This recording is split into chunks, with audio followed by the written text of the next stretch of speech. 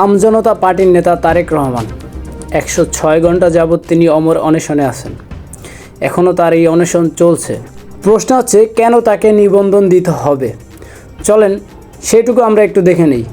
গণতন্ত্র পুনরুদ্ধার আন্দোলন, স্বৈরাচার বিরোধী আন্দোলন, জুলাই আন্দোলনে তিনি সরাসরি অংশগ্রহণ করেছিলেন। দুর্নীতি বিরোধী আন্দোলন, সুশাসন চাই দুর্নীতি নয়, সেখানে তিনি সরাসরি নেতৃত্ব দিয়েছেন। শিক্ষা সংস্কার আন্দোলন, বেসরকারি বিশ্ববিদ্যালয় ফিরে আসার দাবিতে সরাসরি আন্দোলনে অংশগ্রহণ করেছেন। গণমাধ্যমের স্বাধীনতা রক্ষা অবস্থান করেছিলেন, বিচারহীনতার বিরুদ্ধে প্রতিবাদ করেছিলেন।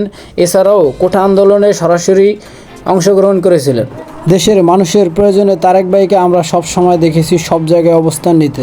তারেক ভাইয়ের এই অবদানের জন্য তার এই দলকে জাতীয় পর্যায়ে স্বীকৃতি দিতেই হবে। এত কিছু করার পরেও যে মানুষটা আজ 5 দিন অনশন করে বসে আছে ইসি কমিশনের সামনে, তাকে শুধু একটা নিবন্ধনের আশায়, সে যদি নিবন্ধন পেয়েও যায় সে তো এই দেশের সরকার হয়ে যাচ্ছে না। তাহলে ভাই তাকে একটা নিবন্ধন দিতে আমাদের সমস্যা কোথায়? ধন্যবাদ, ভালো থাকবেন, ভালো রাখবেন। পরবর্তী ভিডিও দেখার জন্য আমন্ত্রণ রইল।